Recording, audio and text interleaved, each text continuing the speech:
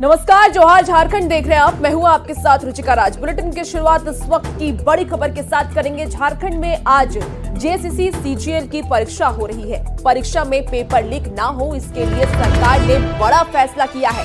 पूरे राज्य में आज सुबह 8 बजे से दोपहर 1:30 बजे तक इंटरनेट सेवा बंद है। परीक्षा कल भी, इसीलिए अभी भी सुबह 8 बजे से दोपहर 1:30 बजे तक इंटरनेट सेवा बंद रहेगी। सरकार ने पेपर लीक की आशंका को देखते हुए एक खास समय तक इंटरनेट सेवा बंद करने का फैसला लिया है। पूरे राज्य में 823 परीक्षा केंद्र पर परीक्षा हो रही है। बता दें आपको कि झारखंड में प्रतियोगिता परीक्षा विवादों में रही है और इस बार परीक्षा सफलतापूर्वक संपन्न हो जाए, इसके लिए झारखंड सरकार के गृह विभाग ने इंटरनेट सेवा को सुबह 8 बजे से लेकर दोपहर 1:30 बजे तक बंद करने का फैसला लिया है। बड़ी खबर आपको बता रहे हैं, जहां परीक्षा को लेकर के इंटरनेट सेवा बंद रखने का फैसला सरकार की तरफ से लिया गया है। रांची समेत राज्य भर में आज से जेएसएससी सीजीएल परीक्षा शुरू होने जा रही है। यह परीक्षा आज और कल चलेगी, यानी 2 दिन चलेगी। सुबह 8:30 बजे से शाम 5 बजे तक 3 पालियों में यह परीक्षा होगी। राज्य भर में कुल 823 केंद्र बनाए गए हैं। 6.5 लाख अभ्यर्थी इस परीक्षा में शामिल होंगे। सबसे बड़ी बात जिस चीज़ को लेकर परीक्षा चर्चा में है कि नेट सेवा सुबह से ही बाधित कर दी गई है, मतलब बंद कर दी गई है। नेट सेवा सुबह 8:30 बजे से 1:30 बजे तक बंद रहेगी, आज और कल, यानी शनिवार और रविवार। लेकिन सुबह राजधानी रांची की बात करें तो सुबह से ही नेट सेवा बंद कर दी गई है। लोग परेशान हैं, लेकिन राज्य सरकार ने पूरे मैकेनिज्म को, मशीनरी को, इस परीक्षा को कदाचार मुक्त करने के लिए अपना प्रयास किया है। और हम इस समय राजधानी रांची के मारवाड़ी +2 जो उच्च विद्यालय है, जहां बड़ी संख्या में अभ्यर्थी पहुंचे हैं, बिहार के अभ्यर्थी हैं, परीक्षा देने के नौकरी की उम्मीद में आए हैं ताकि सीजीएल परीक्षा में पास हो सके। आप लोग कहाँ से आई हैं, पहले बताइए। बिहार से। बिहार में किस जिले से? पटना जी। तो इस परीक्षा जो खास कर परीक्षा चर्चा में है, क्या कुछ ऐसा लग रहा है कि जो दूसरी परीक्षाओं से अलग लग रहा है? बस यही हुआ है कि मतलब लग रहा है कि हाँ, पिछले बार की तरह इस बार मतलब क्वेश्चन लीक ना हो और अच्छे से हो। और बस चेंजिंग इतना ही हुआ है कि थर्ड पेपर जो होने वाला था पिछले बार जैसे हुआ था, इस बार वो फर्स्ट शिफ्ट में लिया जा रहा है। नेट सेवा बंद कर दी गई है, तो कोई परेशानी तो नहीं आई? आप ही लोग के लिए किया गया? परेशानी तो नहीं आई, ये हम लोगों के लिए अच्छी बात है, ताकि क्योंकि पिछली बार जो हुई थी उसमें बहुत ज़्यादा धांधली देखा गया था। क्योंकि जैसे हम लोगों का पेपर 5 बजे शाम में लास्ट पेपर एंड हुआ, 5:30 बजे हम लोगों के पास नोटिस आता है कि पेपर सेकेंड कैंसिल। और ये गवर्नमेंट की एक अच्छी पहल है कि उन्होंने नेट सेवा बाधित कर दिया और एक कदाचार मुक्त परीक्षा हो, हम सभी अभ्यर्थियों की यही मांग है। बिहार से, मैं पटना जिला से हूँ। मैं मेरा नाम दीपांकर प्रिया है और मैं सीजीएल एग्जाम देने के लिए अपेयरिंग परीक्षा की तैयारी पूरी एग्जाम का तैयारी करके आई हूँ और देखते हैं कि क्या होता है। परीक्षा की तैयारी को लेकर कितनी तैयारी यहाँ मुकम्मल? बहुत तैयारी बहुत अच्छा है, सब जगह से तैयारी चल रही है, कोई दिक्कत नहीं है। सब अभ्यर्थियों की जांच के लिए क्या पैमाना अपना रहे हैं? अभ्यर्थियों के लिए जांच के लिए मेटल डिटेक्टर सब रखा हुआ है और सर्च के लिए महिला भी हैं और पुरुष भी हैं, सब लोग जांच कर रहे हैं जी। ये चीज जान लीजिए कि कदाचार मुक्त परीक्षा को लेकर इस बार सरकार ने कमर कस ली है और साफ सरकार की ये सोच है कि भले नेट सेवा बंद कर दी जाए लेकिन पेपर लीक ना हो पाए। संजय कुमार सिन्हा, न्यूज़ 18 रांची।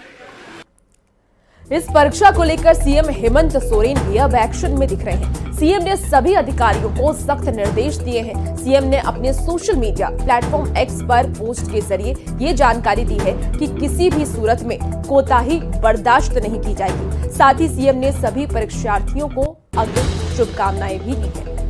तो बता दें आपको कि सीजीएल जेएसएससी परीक्षा को लेकर के अब सीएम हेमंत सोरेन सख्त नजर आ रहे हैं। उन्होंने सीधे तौर पर यह कहा है कि इस बार परीक्षा में कोई भी कोताही नहीं बरती जाएगी। इधर जेएसएससी सीजीएल परीक्षा को लेकर इंटरनेट बंद करने पर सियासत भी शुरू हो गई है। बीजेपी ने इस फैसले को तुल्लकी फरमान बताया है। जेएमएम ने यह कहा कि राज्य सरकार कदाचार मुक्त परीक्षा कराना चाहती है। भाई, मोहम्मद बिन तुगलक की याद दिलाते हैं हमारे मुख्यमंत्री जी। इससे पहले भी इन्होंने कोरोना काल में 1 लाख रुपए का मास्क नहीं पहनने पर फाइन लगाया था, बाद में उस निर्णय को वापस लेना पड़ा। साहब, सीजीएल की परीक्षा है, आपके पास काफ़ी समय था एक फुल प्रूफ सिस्टम बनाने का। आप चाहते तो सेंटरों के बाहर जैमर भी लगा सकते थे, लेकिन आपने 3.5 करोड़ जनता पर एक तरीके से सार्वजनिक रूप से फाइन लगा दिया। ये तो अंग्रेज़ों के ज़माने में होता था देखिए, ये व्यापम घोटाला करने वाले लोग इसी तरह की भाषा का इस्तेमाल करेंगे। हम युवाओं की जिंदगी, उनके भविष्य के साथ खिलवाड़ नहीं कर सकते हैं।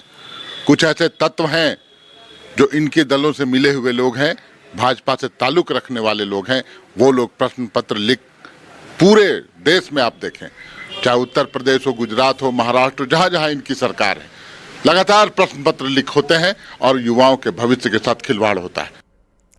सिमडेगा में जेसीसी सीजीएल की परीक्षा को लेकर के सुरक्षा कड़ी की गई है। यहाँ परीक्षा के लिए 10 केंद्र बनाए गए हैं। परीक्षा में कोई गड़बड़ी ना हो, इसको लेकर के विशेष इंतजाम भी किए गए हैं। बता दें आपको कि अधिकारी घूम घूम कर परीक्षा केंद्र का जायजा ले रहे हैं। एसडीओ ने ये बताया कि परीक्षा देने आए लोगों की सुविधा के लिए 2 हेल्प डेस्क भी बनाया गया है।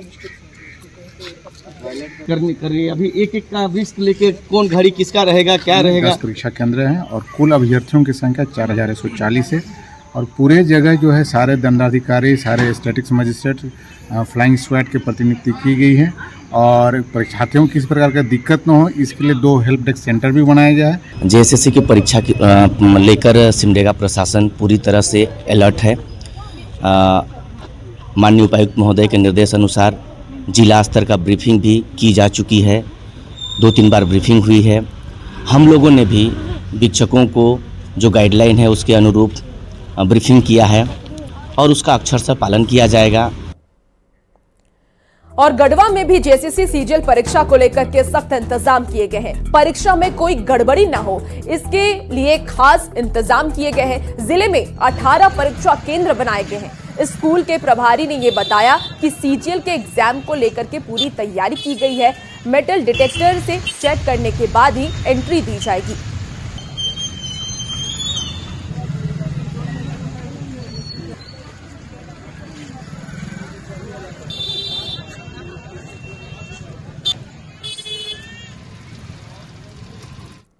और इसी बीच जमशेदपुर से इस वक्त की बड़ी खबर सामने आ रही है। झारखंड बंगाल बॉर्डर पर जाम हट गया है। सीमावर्ती क्षेत्र में लगा हुआ जाम अब हटा दिया गया है। झारखंड से बंगाल जाने वाली गाड़ियां जाम हटने से अब बॉर्डर पर गाड़ियों का आना जाना भी शुरू हो गया है। तो गाड़ियों की लंबी कतार जो लगी हुई थी अब उससे राहत मिल गई है, जाम से राहत मिल गई है। जमशेदपुर से आपको एक बड़ी खबर बता रहे हैं जहां झारखंड बंगाल बॉर्डर से जाम हट गया है।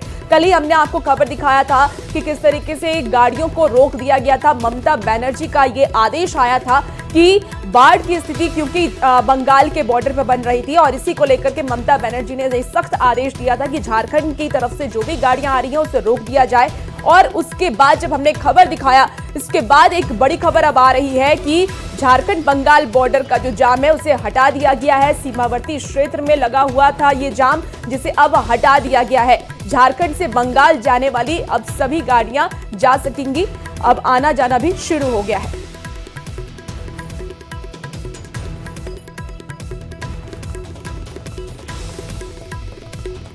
और अब आपको सरायकेला लेकर चलते हैं, जहां पिछले दिनों लगातार हो रही बारिश के बाद चांडिल डैम से पानी छोड़ने से कई गांव प्रभावित हुए हैं। लोग अपने अपने मकान को छोड़कर स्कूल और सड़क पर रहने को मजबूर हैं। डूबे हुए गांव से पानी तो निकल गया है, लेकिन महामारी का खतरा बना हुआ है।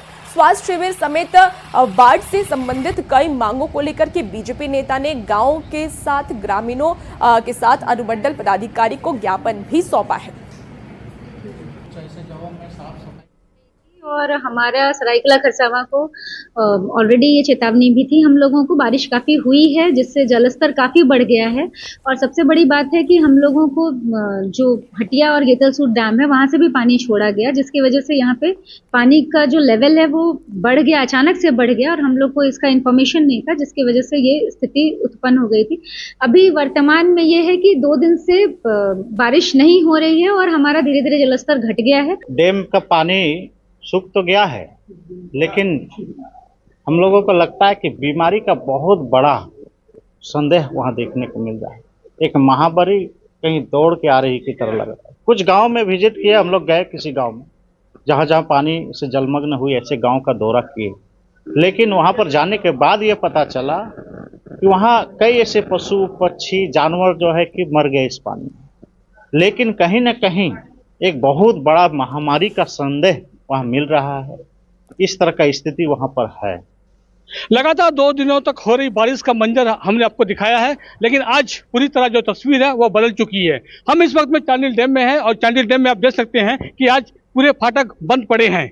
यही फाटक 2 दिन पहले 12 फाटक खोले गए थे और 12 फाटक लगातार जिस गांव में पानी का जमाव था उस पानी को निकालने का काम चांडिल डैम के द्वारा किया जा रहा था और इसी को लेकर पूरा 12 फाटक को खोल दिए गए थे।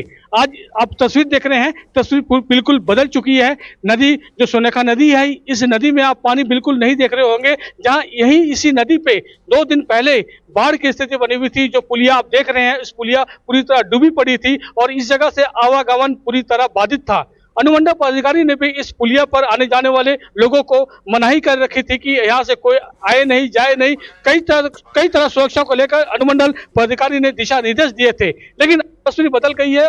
जिला प्रशासन के साथ साथ अनुमंडल प्रशासन अब इस तबाही के मंजर के बाद गांव की ओर रुख किया है। गांव में जो जितने भी परेशानियों का सामना लोगों को करना पड़ा था, इसके अलावा इस बाढ़ की चपेट में कई लोग बीमार भी पड़े हैं, तो उन लोगों को मेडिकल मदद पहुंचाने के लिए अनुमंडल प्रशासन अब डॉक्टरों की टीम उस गांव को भेज रही है, अब मदद पहुंचा रही है। प्रवंचन कुमार, न्यूज़ 18। और इसी बीच रामगढ़ से इस वक्त की बड़ी खबर सामने आ रही है। झारखंड स्टेट फूड कॉर्पोरेशन से अनाज गायब हो गया है। गोदाम में 14.5 हजार क्विंटल अनाज गायब हुआ है। गायब हुए अनाज की कीमत 7 करोड़ रुपए बताई जा रही है। वहीं डीसी ने 24 घंटे में स्पष्टीकरण मांगा है। गोदाम के प्रभारी से स्पष्टीकरण मांगा गया है। तो बड़ी खबर आपको रामगढ़ से बता रहे हैं, जहां स्टेट फूड कॉर्पोरेशन से अनाज गायब हुआ है। गोदाम में 14.5 हजार क्विंटल अनाज रखा था, जो कि गायब हो गया है। गायब हुए अनाज की कीमत 7 करोड़ बताई जा रही है।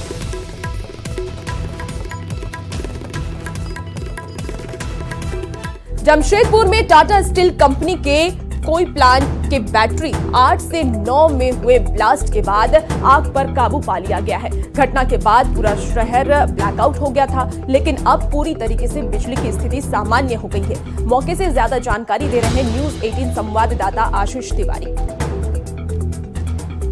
जमशेदपुर के टाटा स्टील कंपनी के प्लांट में बैटरी 8 और 9 के बीच एक ब्लास्ट हुआ और उसके बाद पूरा जमशेदपुर जो है वो ब्लैकआउट हो गया था। तस्वीर मैं आपको दिखाना चाहूंगा कि ये पूरी तरह से तस्वीर है। आप देख सकते हैं कि इसी बिष्टुपुर स्थित जो साक्षी और बिष्टुपुर के बीच में ये टाटा कंपनी के कोक प्लांट जो है उसी में एक अचानक से ब्लास्ट हुआ और ब्लास्ट के बाद आप देख सकते हैं तस्वीर की किस तरह से जो है उस चिमनी में पूरी तरह से आग के गोले में चिमनी तब्दील हो गई थी और बैटरी 8 और 9 जैसा कि सूत्रों के मुताबिक पता चल रहा है कि उसी में ब्लास्ट हुआ था और पूरी जो है वो चिमनी आग के गोले में तब्दील हो गई थी। इसके बाद कुछ ही मिनटों के बाद जो जमशेदपुर शहर ब्लैकआउट हो चुका था। हालांकि जमशेदपुर शहर लाखों घर जो है वो अंधेरे की चादर में तब्दील हो गया था और सबसे बड़ी बात है कि जमशेदपुर के ब्लैकआउट होने के साथ साथ जो टाटा स्टील के पीएमएच अस्पताल हो, सरकारी एमजीएम अस्पताल हो, साथ ही साथ कई निजी अस्पताल जो है वो भी पूरी तरह से अंधेरे में तब्दील हो गया था, जिससे काफी परेशानी हुई और पूरा शहर इस घटना के बाद जो ब्लैकआउट हो गया था, कई इलाकों में जो है बिजली पूरी तरह से गुल हो गई थी।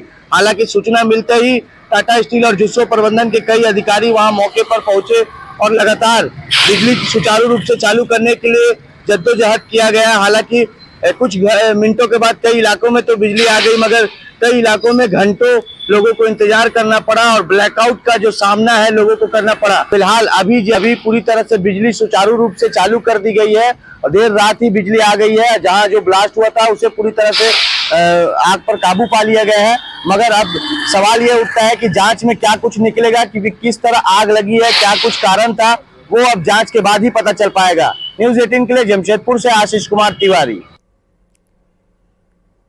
राज्य के अटगोड़ा थाना में राहुल गांधी और सोनिया गांधी के खिलाफ प्राथमिकी दर्ज कराने पर जेएमएम ने अपनी प्रतिक्रिया दी है। जेएमएम ने ये कहा कि ये सब बीजेपी की ओर से जानबूझकर कराया जा रहा है। उन्होंने ये भी कहा कि कांग्रेस और मुख्यमंत्री हेमंत सोरेन के खिलाफ भी कई तरह के आपत्तिजनक बयान दिए जाते हैं, तब ऐसे मामलों में प्राथमिकी दर्ज क्यों नहीं कराई जाती। मानसिक दिवालियापन के कगार पर पहुंच चुके हैं। इनके पार्टी के अच्छे नेता, बड़े नेता जो बोले जाते हैं वो राहुल गांधी को आतंकवादी की संज्ञा देते हैं। क्या कार्रवाई होनी चाहिए उन पर?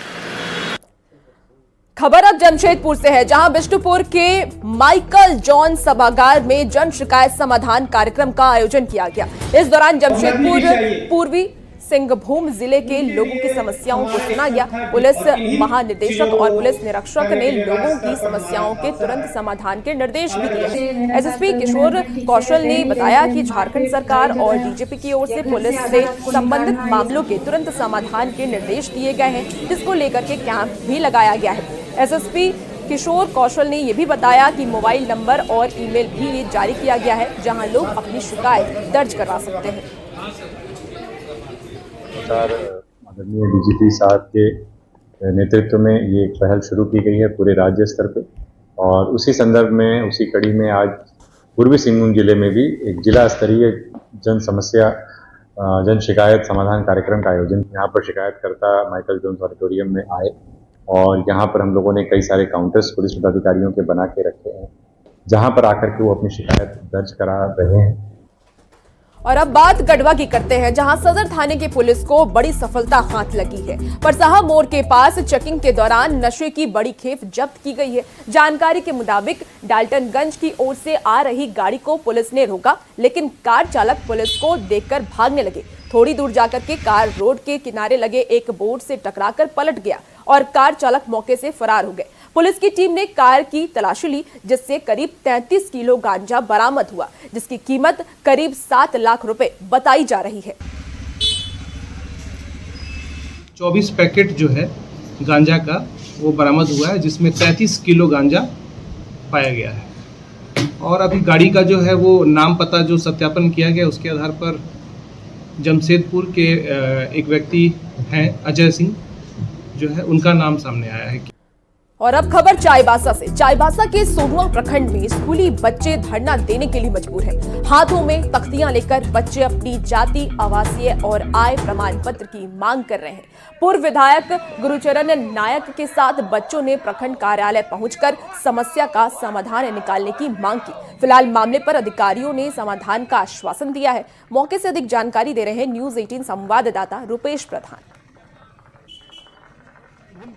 सोनुआ प्रखंड के डाऊ और सकौड़ा दो ऐसे गांव हैं जहां के बच्चे और ग्रामीण अपनी पहचान के लिए संघर्ष करते हुए नजर आ रहे हैं।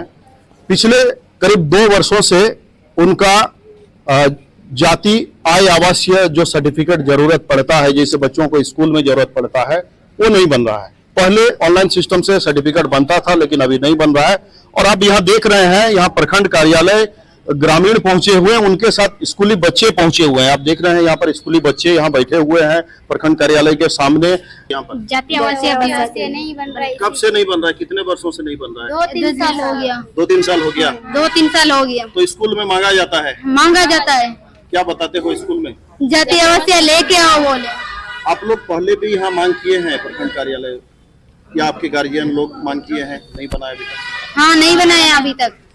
स्कूल में मांगा जा रहा है, क्यों मांगा जा रहा है? जिससे क्योंकि एडमिशन नहीं ले रहे, जाति आवासीय नहीं है, इसीलिए प्रॉब्लम बहुत है कि बच्चा सब जाति आवासीय के अभाव में स्कूल छोड़ दे रहा है। छोड़ देने के बाद कोई विदेश जाता है, कोई काम करने निकल जाता है। तो यहाँ लोगों की मांग है, जनप्रतिनिधियों की भी मांग है कि ऑनलाइन सिस्टम में अगर उनका गांव का लिस्ट में अगर नहीं आ रहा है, तो कोई वैकल्पिक व्यवस्था के तहत उनका सर्टिफिकेट बनना चाहिए, जिससे कि बच्चों के साथ साथ ग्रामीणों को भी जो उनका हक अधिकार या योजनाओं का जो लाभ मिलना चाहिए, जिससे वे वंचित हो रहे हैं, वो मिल सके। रुपेश प्रधान, न्यूज 18 चाईबासा। उन लोग सरकारी लाभ से वंचित हो रहे हैं, तो ऐसी परिस्थिति में जो है सरकार को इसको संज्ञान में लेना चाहिए।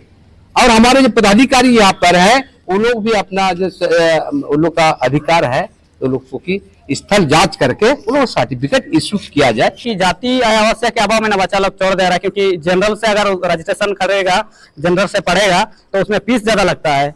हम लोग कहाँ आदिवासी सब उतना देने सकेंगे, और हम लोग आदिवासी के लिए तो सुविधा है, छूट है, उसके तौर पर हम लोग को मिलना चाहिए। यहाँ प्रखंड कार्यालय में जब आते हैं लोग, तो जातीय आवासीय बनग्राम का जो खतियान होता है, जो पट्टा होता है, वन पट्टा, उसके माध्यम से नहीं बनाया जा रहा है। जबकि इससे पूर्व में जब पट्टा लेना था तो जातीय आवासीय बना। तो 2 तरफा वाला काम सरकार ना करे, और जो जरूरी है बच्चों को खासकर और ग्रामीणों को जो आवासीय प्रमाण पत्र से जाति प्रमाण पत्र जल्द से जल्द निर्गत करा और ये ऑनलाइन की सिस्टम बंद होनी चाहिए। रुकते हैं एक छोटे से ब्रेक के लिए, जल्द हाजिर होंगे।